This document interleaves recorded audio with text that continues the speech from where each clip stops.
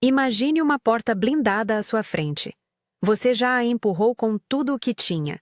Lágrimas, promessas, listas de pedidos. Bateu tão repetidamente que suas mãos estão doloridas. E ainda assim a fechadura não cede. Essa imagem é o ponto de partida. E nela mora a pergunta que nos trouxe aqui. E se a forma como fomos ensinados a orar não fosse a chave, mas apenas mais um método de esbarrar na mesma parede? O título deste encontro é O Elixir Antigo que Promete Restaurar Sua Conexão Espiritual. Antes de qualquer coisa, deixe claro para si mesmo que não estamos falando de um produto para vender, nem de uma fórmula mágica que garante resultados automáticos. Quando uso a palavra elixir, falo de uma prática antiga, um lembrar que opera no nível do ser. Uma reorientação que convida a reconectar-se com a fonte interior.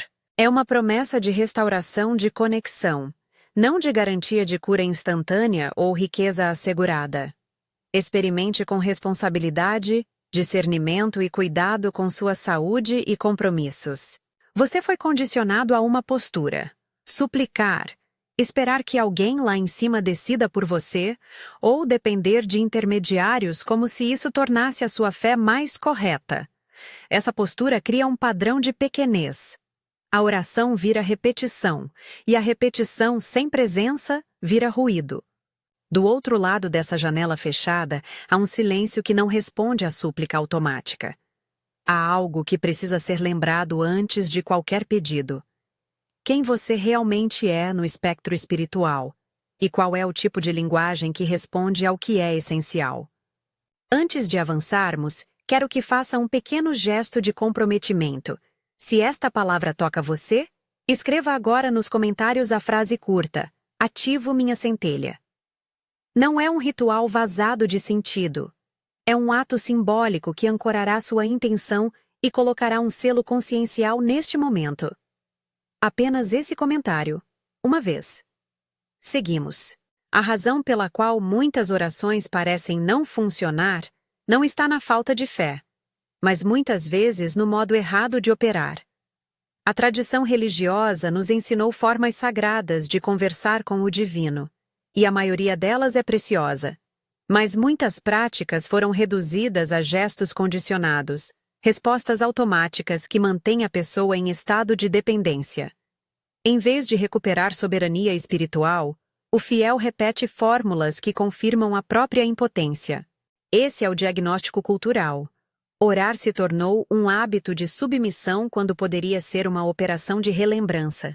É aqui que entra uma leitura que pode soar estranha para alguns e reveladora para outros: a ideia da mônada, a centelha primordial, o núcleo de onde emana a consciência verdadeira. Chamo-a assim por conveniência. Você pode nomeá-la de outra maneira conforme sua tradição. A mônada simboliza aquela fonte íntima e irrestrita que não está separada de você. Em contraponto, há a imagem do arquiteto menor, o demiurgo, e das estruturas que mantêm a experiência humana numa sensação de amnésia. Falo desses termos como uma interpretação simbólica. Se você é mais ancorado na tradição cristã histórica, veja como metáforas que ajudam a entender por que nos sentimos fragmentados. Se você se aproxima da espiritualidade mística, talvez reconheça nelas um mapa. Para que essa leitura não se torne um deslize doutrinário, deixo isso claro. Quando cito episódios bíblicos, não estou reescrevendo-os. Lázaro foi ressuscitado por Jesus. Esse fato permanece. Mas podemos aprender com a maneira como Jesus agiu ali. Não como alguém que implorou para que uma permissão fosse concedida, mas como alguém que exerceu autoridade sobre uma situação de morte. Esse movimento não invalida a oração como súplica, mas revela outra dinâmica: a operação autoritativa. Em algumas narrativas, a ação restauradora vem acompanhada de um reconhecimento profundo da fonte e do protagonismo do agente divino. E isso nos ensinará algo sobre postura interior. Com base nisso, proponho 3 chaves, 3 eixos, que reorientam a prática e permitem que a conexão seja restabelecida: reconhecimento, autoridade e comando. Reconhecimento é o primeiro passo. Trata-se de recordar que há dentro de você uma centelha que não está à margem do todo. Não é autoengrandecimento. É relembrar sua origem e sua ligação viva com a fonte. Quando você reconhece, algo cessa. O peso da falta. É como ligar o receptor para a frequência correta. Sem esse reconhecimento, qualquer palavra será apenas som. Autoridade é a segunda chave. Autoridade, aqui, não significa arrogância ou domínio sobre o outro. Significa reconhecer o lugar do seu ser como canal e representante daquele princípio maior. Jesus, nas narrativas, exerce autoridade alinhada à fonte. Quando você opera de uma postura autoritativa, fala com o tom que a sua própria centelha reconhece. Essa atitude corrige padrões de subserviência que mantêm o indivíduo preso. Comando é a terceira chave. O comando é a expressão clara e consciente que alinha a realidade com a intenção. Não é mandar alguém ou manipular a vontade alheia. É ordenar aquilo que já é verdadeiro no nível da origem. É decretar uma reverberação que volte a enraizar a harmonia perdida. Pense nisso como restaurar a linha do tempo que se desviou. O comando bem colocado não é grito, é ajuste. Essas três chaves são a base. Agora, como se aplicam na prática? Apresento um protocolo simples, dividido em 3 passos operativos: desconectar, deslocar, ressonar. Cada passo é um campo de prática. Experimente com gentileza e constância. Primeiro, desconectar. Sente-se ou permaneça em pé com os pés no chão. Respire algumas vezes, mais lento que o normal. O objetivo é interromper o circuito do pensamento compulsivo. Desconectar significa não reagir aos pensamentos intrusivos que surgem. Observe-os como nuvens, não os persiga. Evite justificativas, explicações imediatas. Se vier a voz do medo, nomeie. Isso é medo. Se vier a voz da dúvida, diga mentalmente. Isso é ruído. O intuito é criar um espaço de neutralidade, onde o eletrodo mental deixa de alimentar as redes automáticas. Segundo, deslocar. Traga a consciência para o centro do peito, para a cavidade onde a respiração toca. Visualize que você desce da cabeça para o peito, como se uma escada interna o levasse a um centro pulsante. Esse deslocamento é literal em sensação. Permita que a respiração se aprofunde ali, que o ritmo do corpo alivie. Quando digo descer, quero que você sinta o peso da mente cair sobre o próprio corpo, para que a mente deixe de governar por ansiedade e passe a receber direção. Esse é o lugar da presença, o ponto de encontro entre memória e missão. Terceiro, ressonar. A partir do centro do peito, escute a presença. Não force palavras. Perceba uma vibração sutil, um tom que surge. Ressonar é ajustar-se a essa frequência. Mantenha silêncio interior. Permita que uma sensação de alinhamento cresça. Quando surgir uma impressão, uma palavra ou uma imagem, permita que ela se expresse com simplicidade. É aqui que se dá a operação do reconhecimento, da autoridade e do comando em ato. Chegamos então à execução verbal, ao momento em que a prática se transforma em chamada. Não busco substituir suas orações, nem criar um mantra obrigatório, mas ofereço um enunciado que você pode adaptar, curto e direto, para dizer em voz alta quando estiver no centro do peito, após os 3 passos. Reformulo em termos condensados para evitar fórmulas rígidas.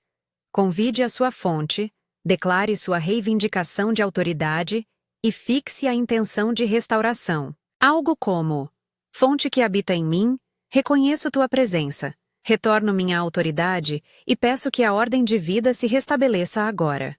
Fale com firmeza, mas sem tensão. Depois dessas palavras, solte. Soltar é essencial. Não se apegue ao resultado. Entregue. Permita-me repetir. Não prometo que todo sofrimento desaparecerá ou que toda situação será revertida. A prática é um movimento de realinhamento. Os sinais de que a chamada foi aceita podem ser sutis e variados. É importante também não abandonar tratamentos médicos ou responsabilidades pessoais por acreditar que essa prática substitui cuidado profissional.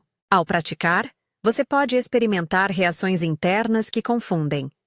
Há um fenômeno comum que chamo de desligamento, pensamentos que tentam sabotar a experiência. Esses pensamentos são antigos mecanismos de proteção mental. O que querem é reinstituir a velha ordem. Quando o desligamento aparecer, não lute, não valide o conteúdo. Observe, respire e retorne ao centro. Não converse com o sabotador. Reduza a importância dele. Às vezes a reação é intensa. Lembranças, dúvidas, fantasias de culpa. Tudo isso é processo. Permaneça neutro e continue. Para que você saiba interpretar o que acontece, proponho 3 sinais que indicam movimento: colapso, eco e neutralidade. Cada um tem um significado prático. Colapso é um primeiro sinal que muitas vezes assusta. Pode se apresentar como desorientação, emoção súbita, um sentimento de que algo interno está desabando. Isso não é necessariamente negativo. É a limpeza de estruturas que não suportaram a nova ressonância. Quando ocorrer, anote, respire e permita que o processo passe. Evite decisões impulsivas nesse momento. Observe.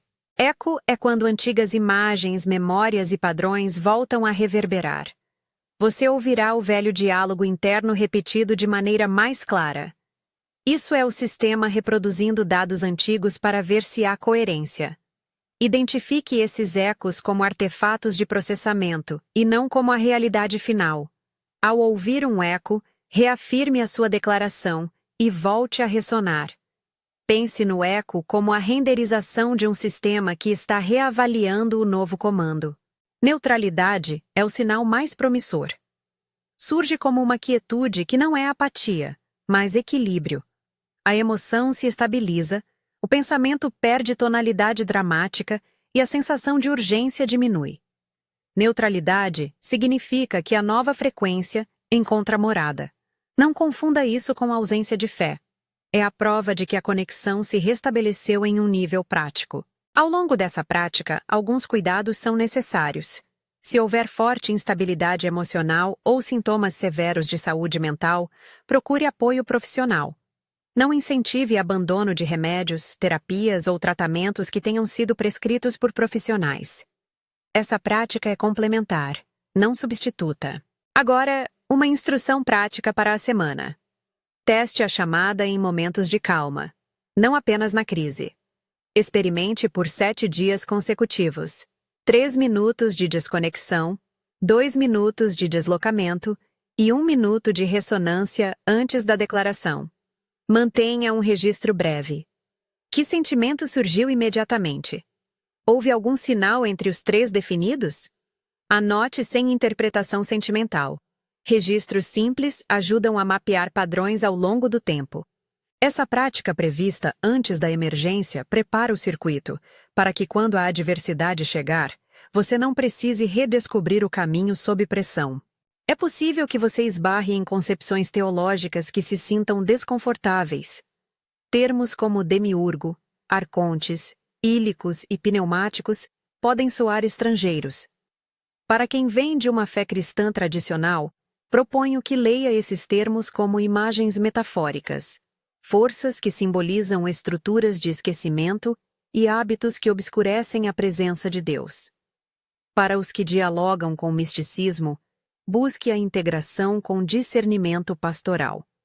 Em todos os casos, o objetivo é prático: recolocar a pessoa em contato com a fonte interior. Permita-me também trazer uma breve oração, uma vez, não como fórmula fixa, mas como expressão de entrega que você pode adaptar.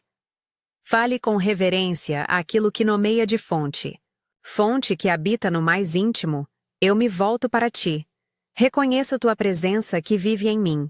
Recebo a autoridade que me foi confiada e declaro agora a ordenação de vida que se alinha ao teu princípio. Que haja clareza, liberdade e reordenação onde há estagnação. Eu confio na tua obra. e entrego o resultado ao teu cuidado. Amém. Essa oração é curta. Depois dela, solte. Confiança e soltura andam juntas. A ação do elixir antigo não é forçar o universo, mas alinhar sua própria antena para que a resposta aconteça no campo onde mora origem e sentido. Algumas perguntas rápidas para manter o foco. Você está disposto a reconhecer-se? Está disposto a reclamar a sua autoridade de forma humilde? Está pronto a declarar o que precisa ser realinhado e depois soltar? Se a resposta for sim, então há um caminho a percorrer.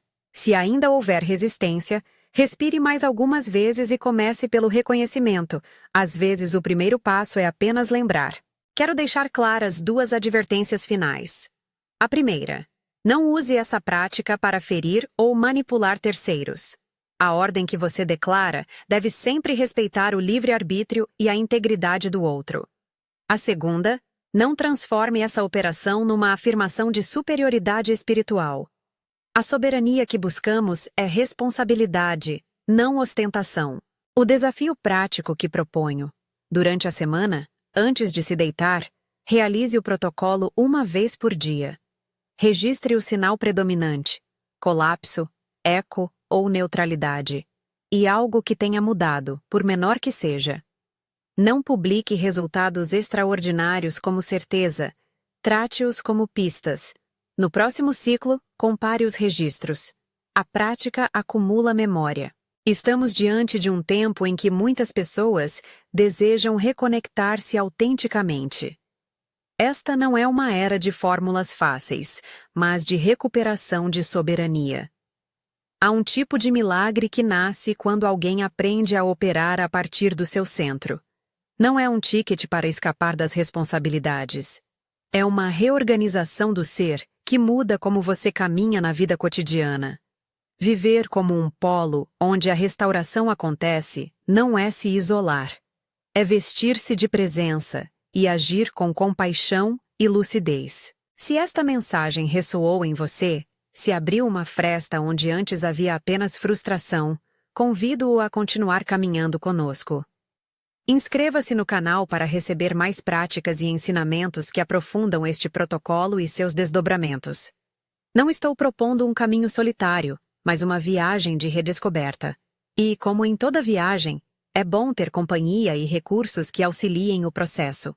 Antes de encerrar, reafirmo: o elixir que proponho aqui é um retorno à sua própria fonte, um convite para identificar, reivindicar e declarar a ordem que já habita em você. Pratique com prudência, honestidade e humildade. Permaneça atento aos sinais. O colapso pode ser limpeza, o eco pode ser processamento e a neutralidade pode ser a confirmação de alinhamento. Não prometo milagres automáticos, mas ofereço um caminho que, quando trilhado com fé prática e responsabilidade, restabelece a conexão que muitos de nós sentem perdida. Que você encontre neste exercício uma ponte para a sua própria profundidade. Que a centelha dentro de você seja reconhecida, que sua autoridade seja reoccupied e que suas palavras, quando proferidas a partir do centro, ressoem e ordenem a vida na frequência que lhe pertence. Se você escreveu "Ativo minha centelha" nos comentários no início, mantenha esse compromisso silencioso consigo mesmo. Volte a este vídeo quando quiser treinar a prática. E se deseja seguir acompanhando essas práticas e aprofundamentos, inscreva-se agora e convide alguém que precisa ouvir esta palavra a fazer o mesmo. Vá em paz, pratique com coragem e compaixão, e lembre-se: a chave não é forçar a porta da fonte, é descobrir que a porta sempre esteve conectada a você.